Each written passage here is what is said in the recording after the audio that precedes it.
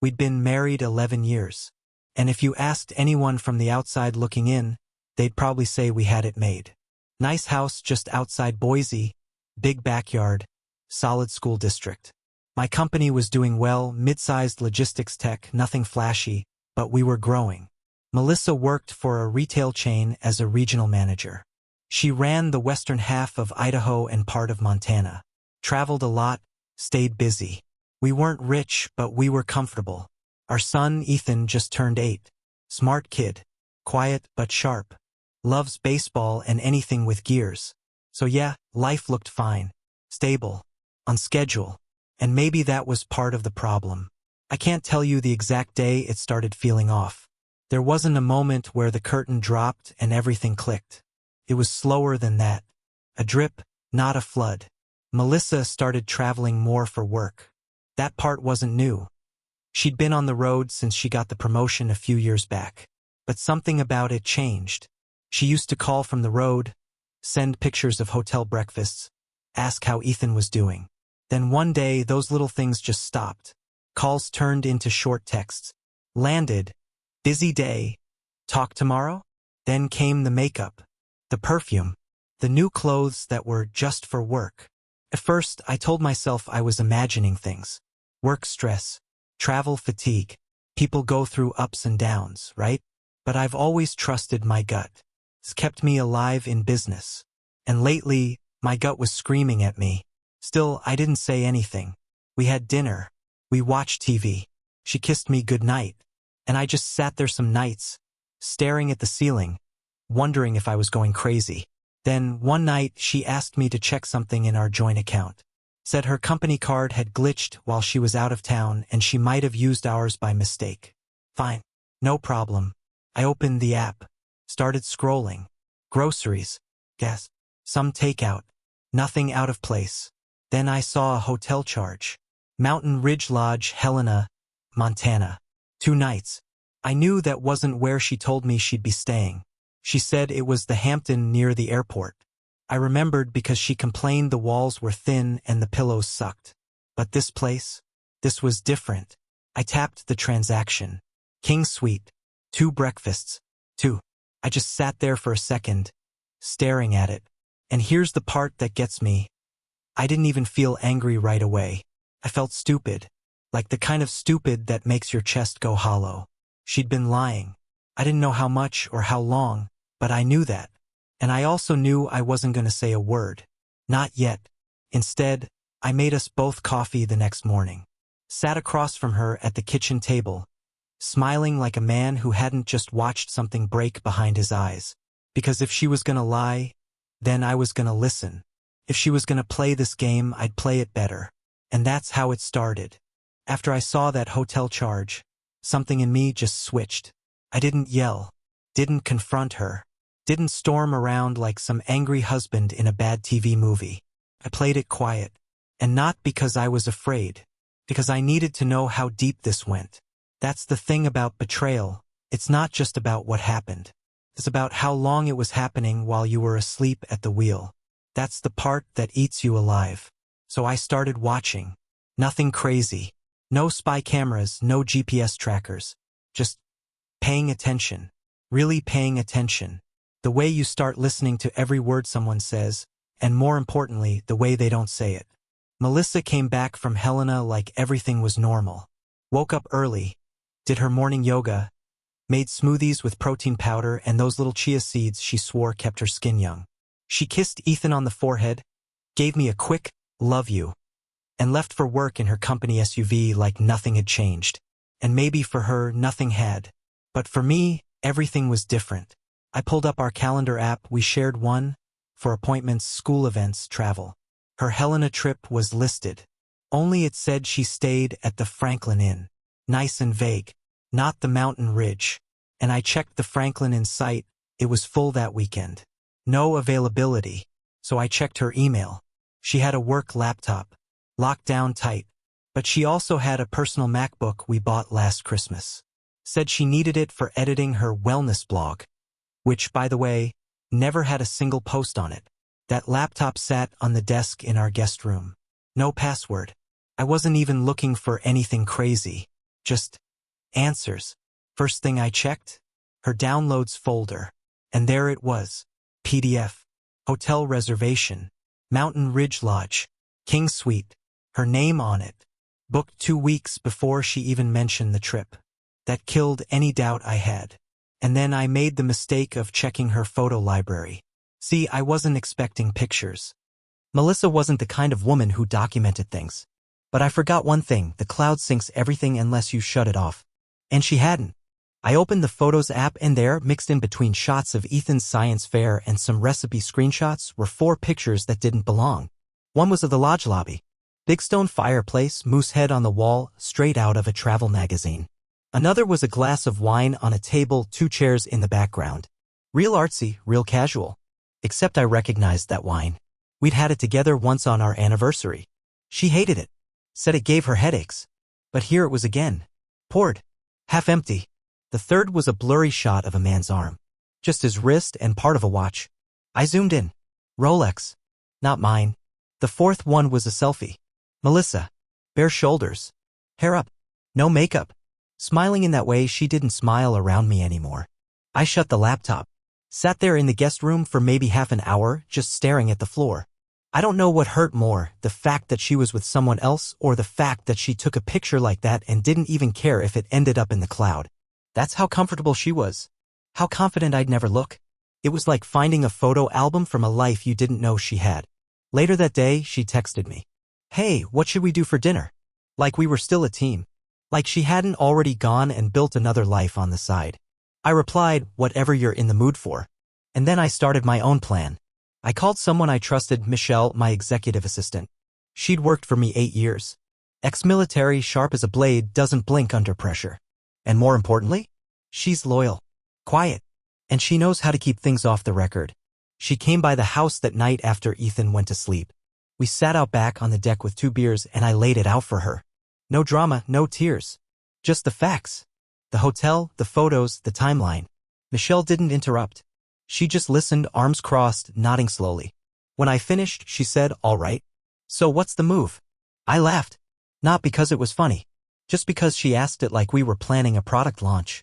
Like I hadn't just told her my marriage was a lie. I don't know yet, I said. But I want to see who it is. I want to know everything. She didn't hesitate. Okay. We'll find him. You're not doing this alone, she said. And that's when I knew I had someone in my corner. We started with her work calendar. Michelle pulled it up through a back-end admin portal. She handles a lot of vendor logistics, so she had quiet access to more than Melissa would have guessed. There he was. Bradley Vance, VP of Operations. Divorced. 2 kids. Lives in Missoula. He showed up on 3 of Melissa's last 4 trip itineraries. Internal meetings, site visits, team development weekends. Michelle leaned back in her chair. That's our guy. I stared at the name for a long time. It didn't feel real yet. Just letters on a screen. But deep down, I already hated him. I didn't even know his face yet, but I knew he'd taken something from me. And worse, I knew he probably thought I'd never find out. I looked at Michelle. Get me everything. Michelle didn't waste time. By the next morning, she already had a file started, timelines, LinkedIn screenshots, Melissa's calendar overlays, even photos of this guy, Bradley Vance, from corporate press releases. He looked exactly how I pictured him. Mid-40s. Gym body, fake tan, hair way too perfect for someone in upper management. The kind of guy who probably calls himself a mentor in meetings but uses the word sweetheart unironically with waitresses. I stared at his picture for a while. And then I did something I never thought I'd do. I ordered a DNA test. Not for me. For Ethan. Because if Melissa had lied about the hotel, if she was capable of smiling at me like nothing was wrong while she was screwing around with this Bradley guy in Montana, then I needed to know everything. Even if it shattered me. I didn't want to believe it, but I had to be sure. Michelle handled the logistics. Quietly. Discreet shipping. Unmarked packaging. She even helped swab Ethan's cheek without raising suspicion, said it was part of a school genetics project. He laughed, said it tickled. I felt sick the whole time. We sent it off that afternoon. While we waited, I kept playing my part. Melissa didn't seem to notice anything. Or maybe she did and just didn't care. Either way, we kept up the show. Dinners. School drop-offs. Weekend grocery runs. One night she even initiated, well, let's just say intimacy, and I pretended to have a headache. She laughed it off and scrolled Instagram for an hour. I felt like a stranger in my own house. Then Monday came. Michelle texted me, "Check your email. Results are in." I was sitting in my truck outside the office. Sky was gray, engine running, radio off. I opened the email, clicked the link, and waited for the page to load. Then I froze. Right there, in plain text, probability of paternity, 0%. Ethan wasn't mine. I didn't breathe. I didn't blink. I just stared at those numbers. There was a second report, too, a comparison against the DNA we got from Bradley Vance's old PR sample online. Hair from a staff photo shoot, archived and barely traceable, but Michelle found it. Probability of paternity, 99.998%. I closed my eyes. That was it. All the pretending, all the doubt, it was over. Melissa hadn't just cheated. She'd built a whole lie around it. She'd passed off another man's kid as mine. Made me the father of someone else's son.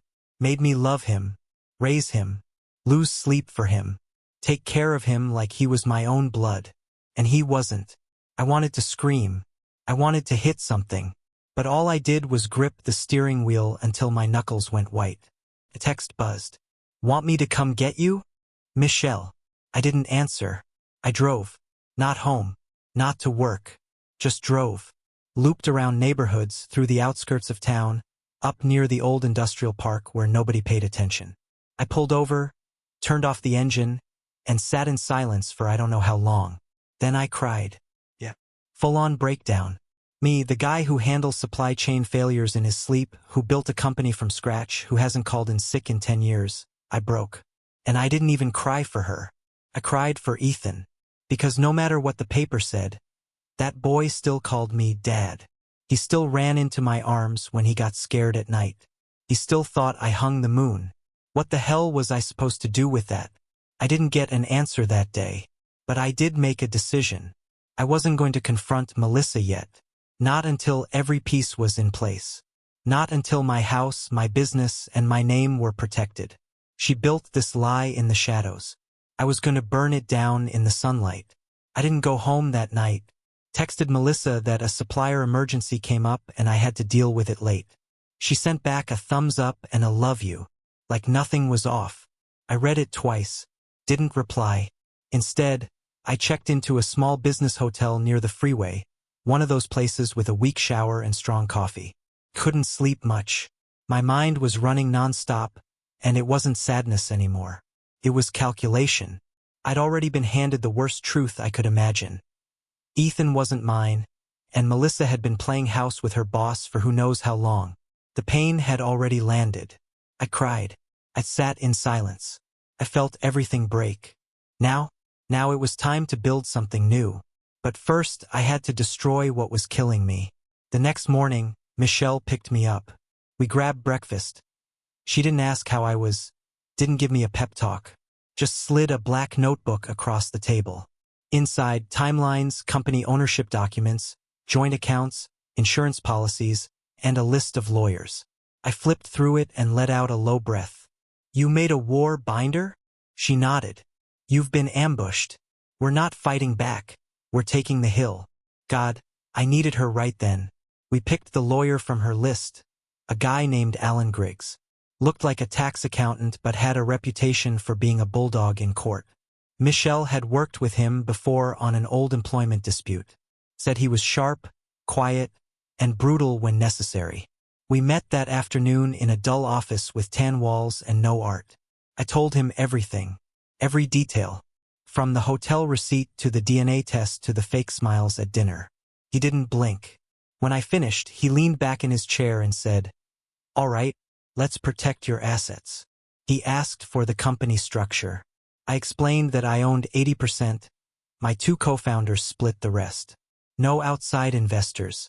Just us. Alan gave a short nod. "Perfect. We create a trust. You sell your stake in the business to the trust at market value. You stay on as CEO but draw a minimal salary. We make it airtight. And Melissa can't touch it? She can't touch what you no longer own." That was the first time I exhaled in days. We moved fast. Michelle handled the paperwork prep. Alan coordinated with an offshore trust consultant. Within 48 hours, the process was in motion. But that wasn't all. We also opened a new personal account, just in my name. I moved everything I could. Savings, emergency fund, backup investments. I even closed the 529 plan we'd set up for Ethan's college fund. It felt cold, but I couldn't fund a future built on a lie. The only thing I didn't touch was the daily joint account, the one we used for groceries and bills. I left it alone. Let her keep thinking everything was fine. I wasn't hiding because I was scared. I was hiding because I wanted her to walk straight into the explosion. Michelle took things even further. "We need surveillance," she said. "Something real. Something admissible." I hesitated. "You think she's still seeing him?" "I think she never stopped. We hired a PI, discreet, professional, expensive. Worth every dollar. He installed cameras in the house. Legal in Idaho as long as it's your own property. Motion activated, no audio. We covered the living room, kitchen, front door, and hallway upstairs. Nothing in the bedroom. I didn't want to see that. I just wanted confirmation. And I got it. 3 nights later, while I was away on business, Brad Vance came to the house. Used a key. Walked in like he lived there. He poured himself a drink. Sat on my couch. Waited. Melissa came home an hour later, tossed her bag, and kissed him like this was their place. That was enough. I didn't need footage of what happened after. Didn't need to see him sitting in the chair where I read bedtime stories. I already felt sick. But the final nail? Ethan came downstairs during the visit. He saw Brad. Smiled. Ran over and hugged him. "Hey, Daddy B." I paused the video and just stared. That's when the shaking started. Michelle was in the room with me. She didn't say anything. Just sat on the edge of the desk and let me feel it. "I'm not his dad," I said. "Maybe not on paper," she said quietly. "But that doesn't mean you stop being the man he trusts." I didn't answer. I couldn't. Everything in me wanted to yell, to punch walls, to set fire to everything we built. But that wasn't me. That wasn't how I fought. So I wrote down 2 words on a notepad and circled them. Monday, 10 a.m. That was the moment I picked for the detonation. Alan smiled when I told him. "We'll file everything first thing Monday morning," he said. "She'll be served at work. And we'll notify her company of the fraternization violation." "Send a copy to Brad's wife too," I said. Michelle raised her eyebrows. "You think she doesn't know?" "She will now." Monday came faster than I expected. I didn't sleep much the night before. I lay in the guest room at Michelle's place. Yeah, I'd moved out of the house quietly that weekend. Told Melissa I had to fly to Seattle for emergency supplier talks. She didn't question it. Just kissed me goodbye at the door and said, "Come home safe." I nodded like a man walking into a courtroom. Everything was set. Alan had the divorce papers ready. The private investigator's report had been bound and sealed. We had video stills, timestamps, calendar records, and the DNA results, every piece of the lie, laid out in black and white. At exactly 10 a.m., Melissa was served at her office. According to Alan's courier, she was mid-meeting when it happened. Her coworkers saw. Her assistant saw. Hell, Brad Vance might have been in the room. That part made me smile. At 10:03, the HR department at her company got a full complaint packet with all the evidence of their relationship. Photos, timeline, proof of policy violation. It was wrapped like a legal hand grenade with a bow on top. At 10:05, Brad's wife, Stephanie Vance, got hers. We sent the whole mess by courier, and Michelle made damn sure they landed on desks, not just in inboxes. At 10:12, my phone rang. It was Melissa. I stared at the screen and let it ring until voicemail picked up. Then I turned it off. I went home. Not to stay, just to be there when the fallout hit. When I walked in, the place was quiet. Still smelled like her perfume. The walls looked the same, but the house felt like it didn't belong to me anymore. Ethan was at school. Good. At 11:30, the garage opened. I heard the door slam. Melissa came into the kitchen fast, red in the face, breathing like she'd run a mile. "You need to talk to me. Right now." I looked at her, calm. Flat. "No. I don't." Her eyes flared. "What the hell is this? You served me divorce papers at work? Are you out of your mind?" I stood up from the table. Looked her in the eye. "Don't play confused. You've been lying to me for years. You cheated. You let another man raise his child under my name. And now you want to act like I blindsided you." She opened her mouth probably to deny it, spin it, do what she always did when she wanted out of trouble. I cut her off. "I know about Brad. I know Ethan isn't mine. I know he's been in my house and my bed using my key. I've got it all on camera. I've got DNA results. I've got hotel receipts, email logs, photos. Do you really want to sit here and pretend you're the victim?" Silence. That was the first time I saw her face go pale. She didn't cry. She didn't scream. She just lowered herself into a chair and stared at the floor. I leaned against the counter, arms crossed. The shaking was gone. The rage was gone. I felt clean. Empty maybe, but clear. I'm done, Melissa. You're out of the house. My lawyer will handle everything from here. You'll get the agreement in the mail. You're lucky I'm not pressing criminal charges for paternity fraud. She finally spoke, barely above a whisper. What about Ethan? What about him? She looked up, eyes glassy. You're really going to walk away from him? That hit different. I'll admit it. It stabbed somewhere deeper than I wanted to feel right then. But I stood firm. I didn't leave him. You did. When you chose to lie every single day of his life. She started to say something, but I walked away. Back to the garage, into my truck. Michelle was waiting outside in her car. She nodded when I slid in beside her. How'd it go? Exactly how it needed to. She handed me an envelope. What's this? Stephanie Vance's lawyer got in touch. She wants to talk. I smirked. Let's give her a call. I met Stephanie Vance 2 days later. We didn't shake hands. We sat across from each other in a quiet conference room at her lawyer's office. She wore a black blazer, no makeup, hair pulled back tight. You could tell she wasn't there to play nice, and I respected that. Her lawyer did most of the talking at first. Explained they'd received the evidence. Said Stephanie had no prior knowledge of Brad's affair with Melissa and she appreciated being informed. Polite. Measured. I didn't say much. Then Stephanie leaned forward, looked me in the eye and said, "Is it true? The kid's his." I nodded once. She didn't blink. Just sat back in her chair and stared at the wall for a few seconds. Figures, she muttered. He's a predictable bastard. She asked if I'd be willing to testify in her divorce case. I said yes. No hesitation. And if I asked for the footage? I pulled a flash drive from my jacket pocket and slid it across the table. You'll find what you need. That was it. No need to drag it out. We both knew the score. She'd been betrayed. So had I. We weren't allies exactly, just two people who'd been burned by the same fire. When I left that meeting, I wasn't angry. I wasn't sad. I was in execution mode. That night, Michelle and I finalized the rest of the financial moves. The trust was in place. My ownership in the company had been transferred. On paper, I was an underpaid employee with no assets. Melissa, on the other hand, was still employed for now, and her name was never on the house, the business, or any of the major accounts. Everything we built over the years was insulated. Not hidden. Just protected. Even Alan, my lawyer, seemed impressed. You did this fast, he said. She won't see a penny from the company. Technically, she'll walk away with less than you. Technically, I said, she deserves worse. He smirked. That part's not in my jurisdiction. I wasn't done, though. There was still Ethan. Every day since I got those DNA results, I've been living in a kind of split reality. On one side, the truth, he wasn't my son. Not biologically. Not legally. On the other side, the memories, bedtime stories, scraped knees, little drawings that said Dad in wobbly letters. That night, I sat on Michelle's back porch with a drink in my hand and asked her the question I'd been avoiding. What kind of man walks away from a kid who calls him Dad? She didn't answer right away. She just sipped her coffee and looked out into the dark. Finally, she said, the kind of man who's been lied to. Manipulated. Used. I nodded. Still feels like I'd be punishing him for her lies. You'd also be punishing yourself if you stay in it. I hated how right she was. I loved that kid. But I also couldn't keep pretending he was mine. Because every time I looked at him now, I saw a lie printed across his face. Not his fault. Not his choice. But still there, stamped between his eyes. And Melissa, she didn't get to make that decision for me. She didn't get to force fatherhood on me and strip away the truth in the same breath. So I made the call.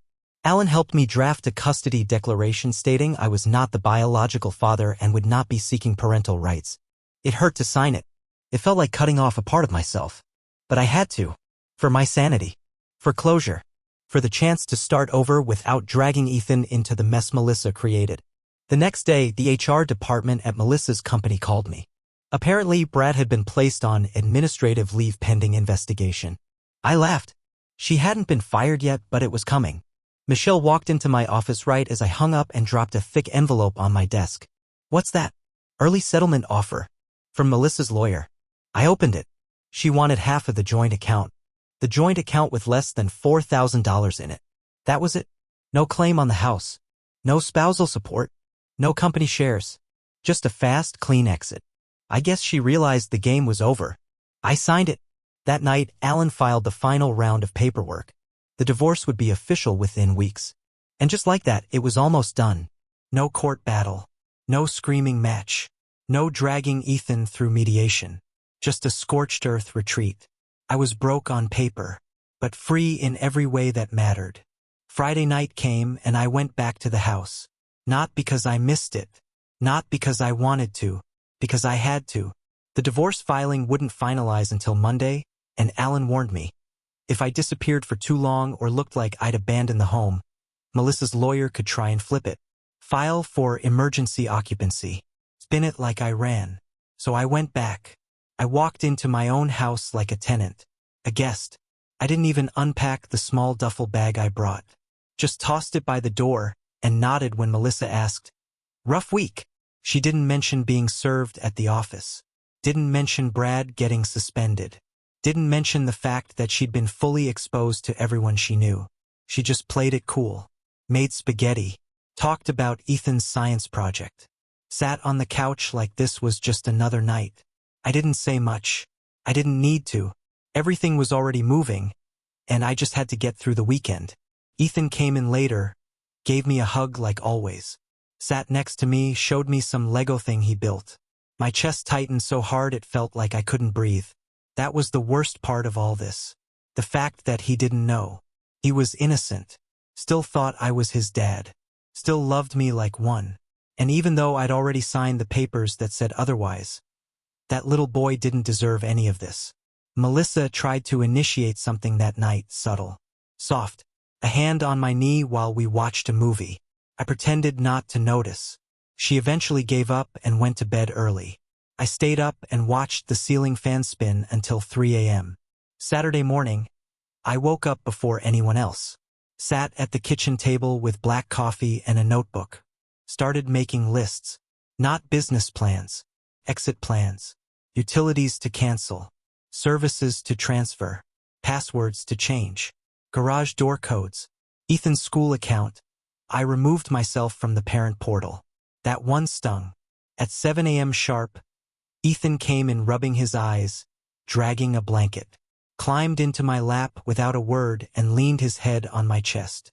That moment, it damn near broke me. I wrapped my arms around him and stayed still for a long time. Didn't cry. Didn't speak. Just let the weight of him sink into my skin one last time. The rest of the day was a blur. Melissa asked if we wanted to go to the zoo. Said Ethan needed a family day. The irony almost made me laugh. But I said yes. I figured the more I kept things moving, the less chance she'd notice the clock ticking toward her eviction. We walked through the zoo like any other family.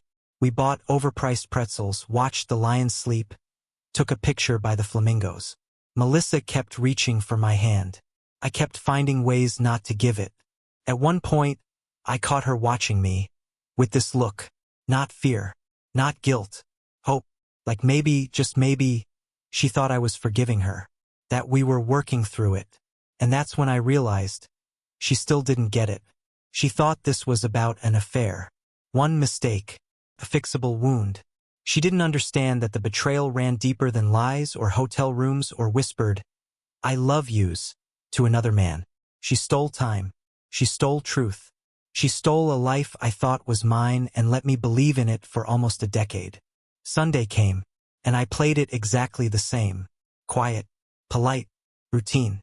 I took out the trash, mowed the lawn, answered texts from Ethan's teacher about his book report. At night, Melissa asked if I was okay.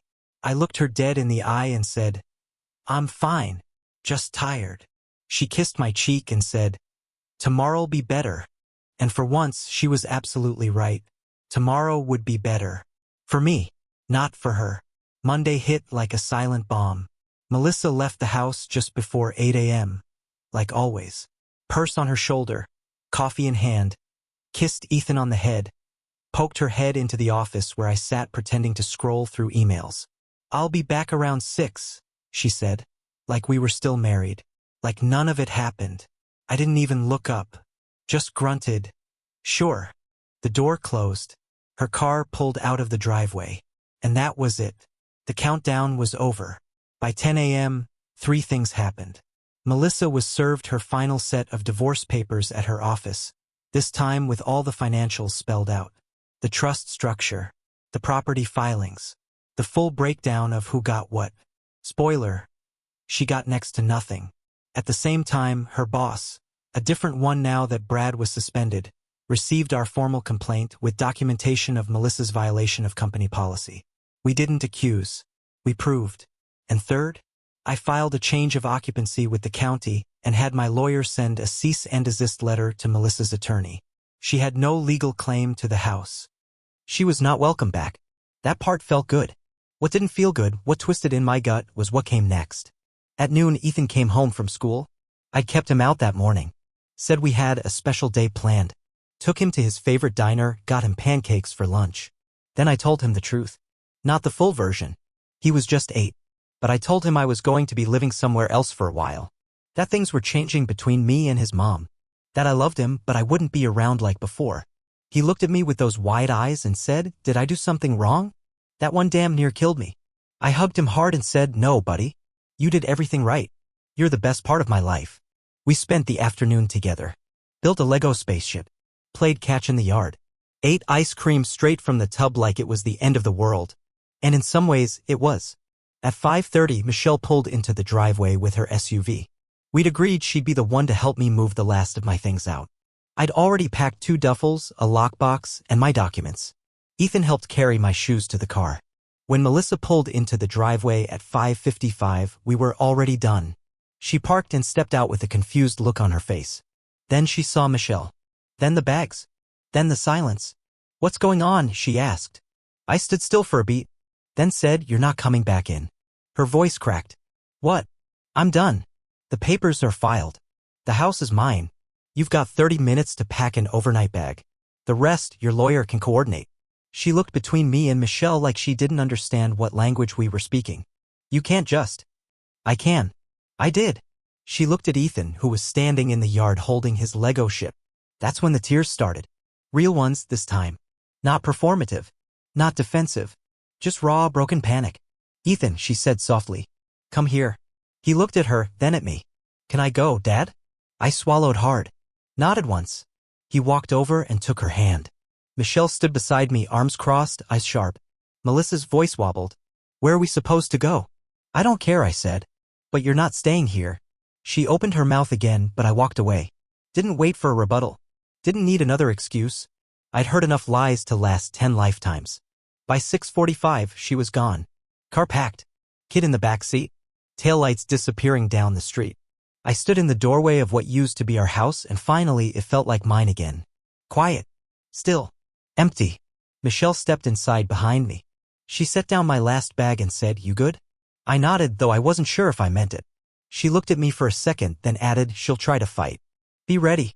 "I'm always ready." She smiled, a tired kind of smile. "Damn right you are." And that was that. Melissa was out. The war was quiet now. But it was over. The house was quiet after she left. Not peaceful, not yet, but quiet in that strange, hollow way. Like the aftermath of a storm. Everything still standing, but different. Like the walls knew. I slept in my own bed that night for the first time in weeks. Didn't even change the sheets. Just collapsed on top of the comforter fully dressed and stared at the ceiling until sleep finally dragged me under. The next few days were a blur of paperwork, emails, and legal noise. Melissa tried to push back, of course she did. Her lawyer sent some weak letter trying to question the trust structure, asked for a more equitable split of assets. Alan shut it down within an hour. There was nothing left for her to take. She'd get half of the joint account, which still sat just under $4,000. No alimony, no ownership, no house, no company shares. Just her car, her things, and whatever story she could spin to the few people still picking up her calls. Brad? He was fired. Stephanie didn't waste a second. Filed for divorce, took him for everything she could. Apparently, he's living in a rented condo in Missoula now, trying to start over at some mid-level gig 2 states away. Melissa lost her job a few weeks later. Company cut her loose under policy violation grounds. Quietly, of course. HR language always sounds polite, even when it's a guillotine. She texted me once after that. Just said, "I never meant for this to happen." I didn't reply. What was there to say? She meant for it enough times to book hotels, lie to my face, and forge a family on someone else's DNA. Intent didn't matter. Outcome did. Ethan stayed with her. I kept my distance. Part of me wanted to see him. Part of me wanted to hug him one more time, hear him call me dad just once more. But I knew I couldn't walk that line. Not without breaking something in both of us. So I left it alone. Michelle kept showing up like she always had. Coffee in the morning, emails sorted, meetings managed. All business. But something had shifted between us, not spoken, not acted on. Just there. One Friday, she knocked on my office door with 2 mugs in her hand. "Got a second?" she asked. I nodded. She sat down, handed me the coffee, and said, "It's done." "What is?" "The court finalized everything. Divorce is official." I didn't say anything. Just looked at the papers in her hand. Stamped. Signed. Sealed. "Free man," she added quietly. I laughed.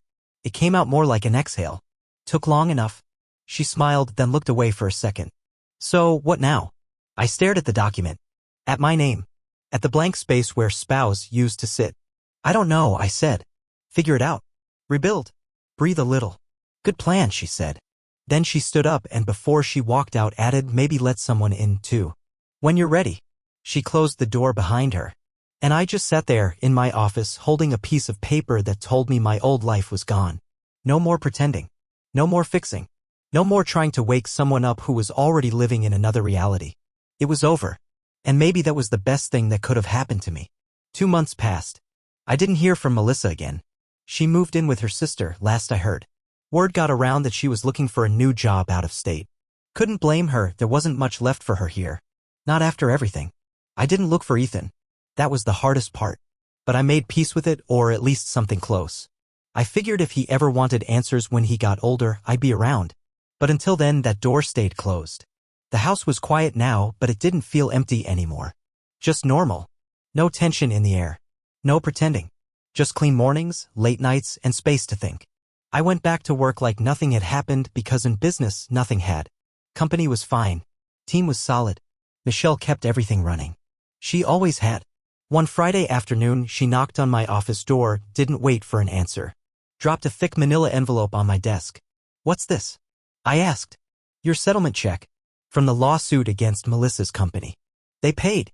I opened it. Looked at the number. $750,000. "That'll do." She watched me for a moment, then said, "And there's something else." I raised an eyebrow. She pulled out a small white card. Handed it to me. "What's this?" "Clinic," she said. "Specialist in Boise.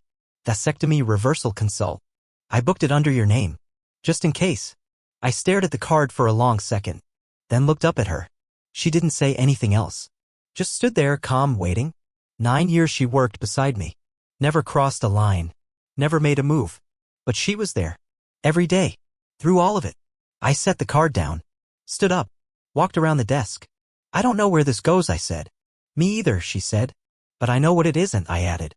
She gave a small smile. "It's not a lie." I nodded once. That was enough. We walked out of the office together. And that was it. No long speeches. No big declarations. Just a man, finally free, walking out the door with someone who never betrayed him. It was over. And that was all it needed to be.